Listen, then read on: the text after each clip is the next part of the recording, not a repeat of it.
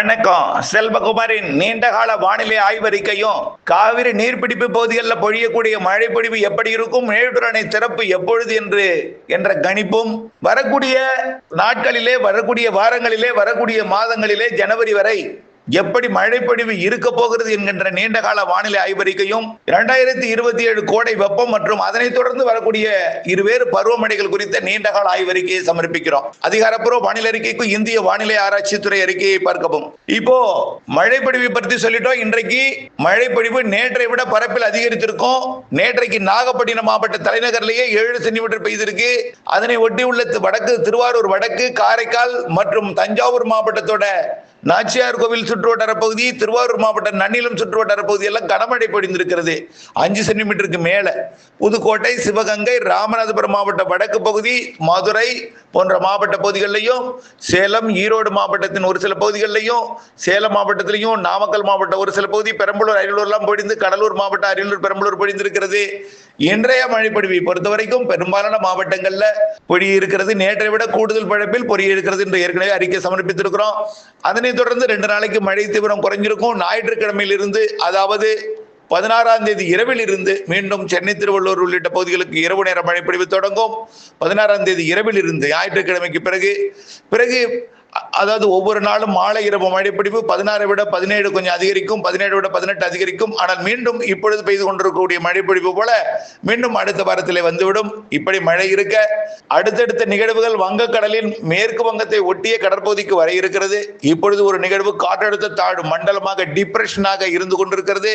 இது கொல்கத்தாவிற்கு தெற்கே 60 கிலோமீட்டர் நேற்று இருந்தது. இப்பொழுது அது கடையை கடக்க தொடங்கி இருக்கிறது. மெல்ல உள்ளே நுழைந்து மேற்கு வங்கம் மற்றும் ஜார்க்கண்ட் வழியாக பாகிஸ்தான் எல்லையோர பகுதியை நோக்கி பயணிக்க இருக்கிறது. அதனைத் தொடர்ந்து 20, 21, 22 தேதிகளில் மேலும் ஒரு நிகழ்வு அதே இடத்துக்கு வர இருக்கிறது. கொஞ்சம் தெற்கு புறமாக ஒடிசா பகுதிக்கு வரும். இது ஒடிசா மற்றும் சத்தீஸ்கர் வழியாக, ஜார்க்கண்ட் வழியாக, மகாராஷ்டிரா, மத்திய பிரதேசம், உத்தரப்பிரதேசம் வழியாக அதுவும் மேற்கு நோக்கி பயணிக்க இருக்கிறது. அந்த நிகழ்வுக்கு பிறகு அடுத்தடுத்த நிகழ்வுகள் ஒடிசா பகுதியை நோக்கி வரும். இப்பொழுது இருக்கக்கூடிய வானிலை அமைப்பின்படி வெப்பசலன இடிமழை பொழிவு கொஞ்சம் வலுவாக இருக்கும். இன்றைக்கு வலுவாக இருக்கும். மீண்டும் அடுத்த வாரத்திலிருந்து மீண்டும் வலுப்பெறும். இன்றைய மழைப்பொழிவு நல்ல ஒரு பரப்பிலை கொடுக்கும். அணைகள் நீர்பிடிப்பு பகுதிகளில் இன்றைக்கும் நேற்றைக்கும் கொஞ்சம் மழை இருந்துச்சு, இன்றைக்கும் மழை இருக்கும்.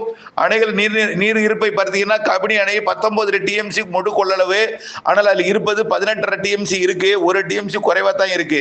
1 டிஎம்சி என்பது 11,500 கனஅடி. 24 மணி நேரம் வந்தால் அது முழு கொள்ளளவை எட்டிவிடும். ஆகவே அணைக்கு நீரானது 8,500 கனஅடி வந்திருக்கு. ஆகவே 8,500, அதாவது திறக்கப்படாமல் 8,500 கனஅடியை தேக்கினால் 1.5 நாளே அது நிரம்பும். அதனால அணைக்கு வரக்கூடிய தண்ணீரை விட சற்று கூடுதலாக 1,500 கனஅடி சற்று கூடுதலாகவே திறந்து விடப்படுகிறது. 10,000 கனஅடி கபினிலிருந்து மேட்டூரை நோக்கி திறந்து விடப்பட்டு கொண்டிருக்கிறது. தொடர்ந்து 10,000 கனஅடி மேட்டூரை நோக்கி வந்து கொண்டிருக்கிறது. ஹேரங்கி அணையை பொறுத்த வரைக்கும் 8.5 டிஎம்சி கொள்ளளவு கொண்ட ஹேரங்கில 8.2 டிஎம்சி இருக்கு. கிட்டத்தட்ட முழு கொள்ளளவுல தான் இருக்கு. வரத்து 4,100. இந்த 4,100 கனஅடியை நிறுத்தினால் ஒரு 1/2 டிஎம்சிக்கு கொஞ்சம் குறைவா இருக்கு. இது அப்படியே நிறுத்தினால் அந்த தண்ணீர் முழு கொள்ளளவை எட்டிவிடும். 4,500 டக்குன்னு ஸ்டாப் பண்ணீங்கன்னா அணை நிரம்பிவிடும் என்பதன் காரணமாக 5,000 கனஅடி ஏரங்கில் இருந்து KRS நோக்கி திறக்கப்பட்டிருக்கிறது.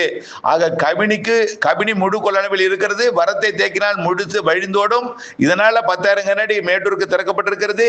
ஹேரங்கி 8.5 டிஎம்சி கொள்ளளவுக்கு 8.2 டிஎம்சி இருக்கு.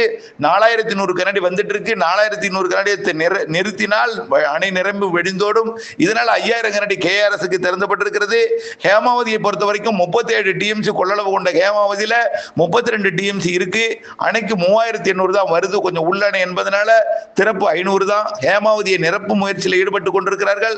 37க்கு 32 டிஎம்சி இருக்கிறதுனால இன்னும் 5 டிஎம்சி கிடைச்சா ஹேமாவதி நிரம்பிடும். 5 டிஎம்சி என்பது 11,500 கனஅடி 5 நாள் வந்தா நிரம்பிடும். அப்படிப்பட்ட மழைப்பொழிவு இப்பொழுது இல்லை என்றாலும் மிக மெல்ல இந்த 3,500 கனஅடி 3,000 கனஅடியை வைத்து 3 நாட்களுக்கு 1 டிஎம்சியும் இந்த 15-20 நாளில் முழு கொள்ளளவை ஹேமாவதி எட்டும்னு ஏற்கனவே நாம சொல்லியிருக்கிறோம். அதாவது 3 நாட்களுக்கு 1 டிஎம்சி எட்டும். அப்போ 5 டிஎம்சி 15 நாள்ல எட்டும்னு ஏற்கனவே நாம சொல்லியிருக்கிறோம். ஹேமாவதி 15 நாள் கழித்து முழு கொள்ளளவை ஹேமாவதி மாத இறுதிக்குள் நிரம்பும்னு ஏற்கனவே சொல்லியிருக்கிறோம். கேஆர்எஸ் பொறுத்த வரைக்கும் 49 டிஎம்சிக்கு 31 இருக்கு. இன்னும் தேவை 18 டிஎம்சி பற்றாக்குறையா இருக்கு முழு கொள்ளளவை எட்ட. ஆனா பாத்தீங்கன்னா 4900 கனஅடி தான் வந்துட்டு இருக்கு. எங்க இருந்து வருதுன்னா பாத்தீங்கன்னா அந்த ஹேரங்கில இருந்து வர்றதுதான். ஹேரங்கில இருந்து அந்த 5000 திறந்து விட்டுருக்காங்களா, அதுதான் அந்த கேஆர்எஸ்க்கு வருது. குடகுல மழை இல்லை, அதனால இந்த 5000 கனஅடி வர்றது அப்படி அது சேமிக்கப்படுகிறது. அதாவது அரை டிஎம்சி டெய்லி சேமிக்கப்படுது. இப்போ 18 டிஎம்சி நிரம்பணும்னா டெய்லி அரை டிஎம்சி கிடைச்சதுன்னா எத்தனை நாள் ஆகும்? 30 நாள் ஆகும். 30 நாளைக்கு மேல ஆகும். ஆனால் இந்த மாத இறுதியில கொஞ்சம் வலுப்பெறும் பொழுது அரை டிஎம்சி என்பது 1 டிஎம்சியாக மாறும். எப்படின்னா ஹேமாவதியிலிருந்து ஒரு அரை டிஎம்சி வரும், குடகுலேருந்து ஒரு அரை டிஎம்சி வரும். இதனால 1 டிஎம்சியை மாறி அதுவும் இந்த மாத இறுதியில கேஆர்எஸ் முழு கொள்ளளவை ஏற்றும்னு ஏற்கனவே நம்ம கணிப்புல சொல்லி இருக்கிறோம். ஆக ஹேமாவதி ஏறங்கி ரெண்டுமே இந்த மாத இறுதியில நிரம்பும். கபினி இறங்கி நிரம்பி இருக்கு. அந்த தண்ணி கபினி தண்ணி 10,000 கனஅடி மேட்டூருக்கு வந்துட்டு இருக்கு. ஆக இன்றைக்கு திறந்து விடப்பட்ட 10,000 கனஅடி கூட ஒரு 3 நாள் வரைக்கும் வரும். புரியுங்களா? அப்ப இன்றைக்கு வந்து கொண்டிருக்கக்கூடிய மேட்டூர் தண்ணி 3 நாட்களுக்கு முன்பு திறக்கப்பட்டது. ஆக இன்றைக்கு 10,000 கனஅடி திறந்து விட்டு இருக்கு. இன்னைக்கு வரைக்கும் திறந்து 10,000 வந்துட்டு இருக்குன்னா இது இன்னொரு 3 நாள் கழித்து வரும். ஆகவே இன்றைக்கே மேட்டூருக்கு எவ்வளவு தண்ணி வந்துட்டு இருக்குன்னு பார்த்தீங்கன்னா நீர்வரத்து நல்ல ஒரு நீர்வரத்து இருக்கு. 10,000 கனஅடி கிட்ட நெருக்கமா இருக்கு. அதனால இதுவரைக்கும் வந்து கொண்டிருக்க தண்ணீரும் இன்றைக்கு திறக்கப்பட்ட தண்ணீரும் இன்னொரு 5 நாளைக்கு ஒரு டிஎம்சி கொஞ்சம் கம்மியா இருக்கும்.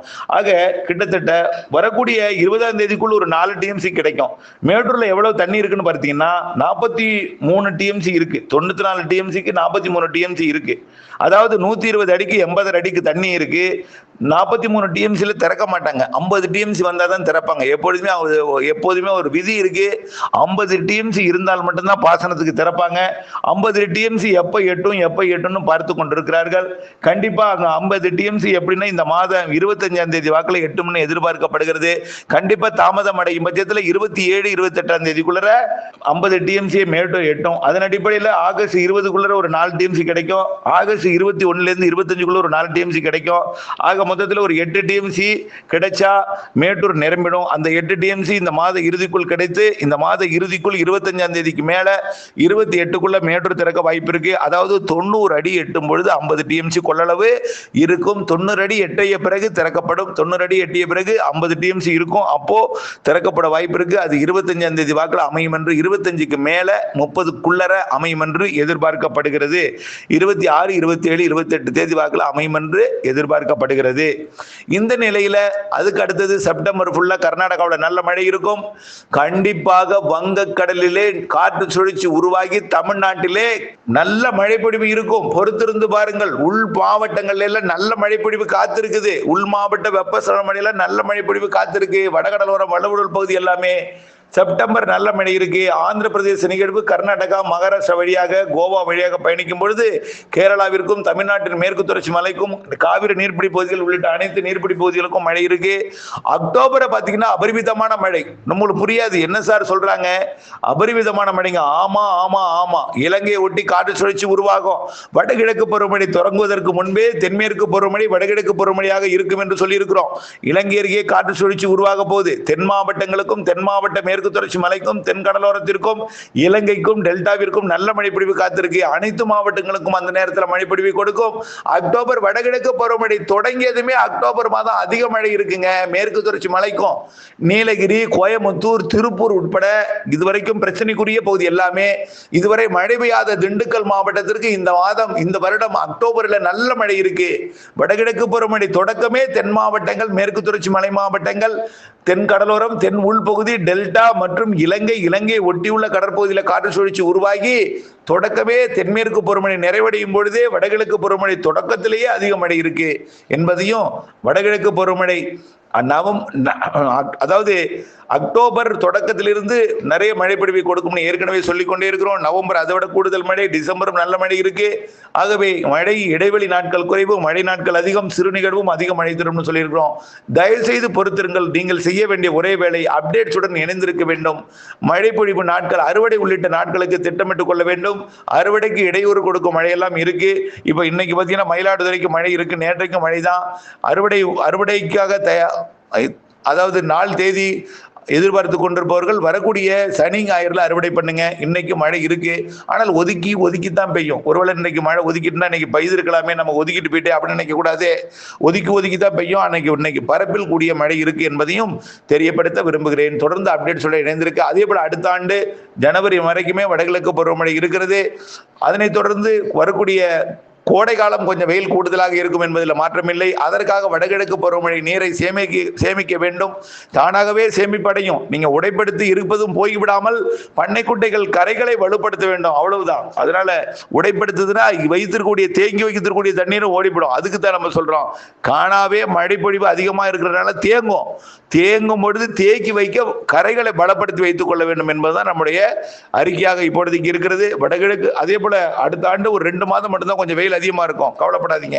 அது முடிஞ்ச உடனே இந்த பீதி ஏற்படுத்தக்கூடிய, அச்சத்தை ஏற்படுத்தக்கூடிய இந்த எல்னினோ வார்த்தை என்பது அடுத்த ஆண்டு மே மாதத்தோட விலகி போயிடும். ஜூன்ல இருந்து லானினா பகுதிக்கு திரும்ப தொடங்கினோம். கண்டிப்பா அடுத்த ஆண்டு தென்மேற்கு மற்றும் வடகிழக்கு பருவமழை அச்சம் பீதி இல்லாமல் நிம்மதியாக எல்லோரும் ஒரே கருத்துடன் இந்த அடுத்த 2027 பருவமழை அமையும் என்ற வார்த்தைகள் வரும். ஆகவே இப்பொழுது ஒரு பக்கம் நாம் மட்டும்தான் மழை வரும்னு சொல்லிட்டு இருக்கோம், ஒரு பக்கம் அச்சம் பீதியா இருக்கு. அடுத்த வருடம் எல்லோருமே மழை பெய்யும் என்று சொல்லிக் கொண்டிருப்பார்கள். ஆகவே அந்த அச்சம் பீதியும் இல்லாத பருவமழை 2027 அமையும் என்பதையும், கோடை மட்டும் கொஞ்சம் வெயில் அதிகமாக இருக்கும் என்பதையும், வடகிழக்கு பருவமழை கண்டிப்பாக அக்டோபர் நவம்பர் டிசம்பர் அதிகம் என்பதையும், ஆகவே மழைநீரை சேகரிக்க வேண்டும், பண்ணை குட்டைகளை அகலப்படுத்த வேண்டும், ஆழப்படுத்த வேண்டும், கரைகளை பலப்படுத்த வேண்டும், வடிகால் வசதிகளை சரி செய்து கொள்ள வேண்டும் என்பதையும் கேட்டுக்கொள்கிறேன். இணைந்தே இருங்கள் அப்டேட்ஸுடன். நன்றி.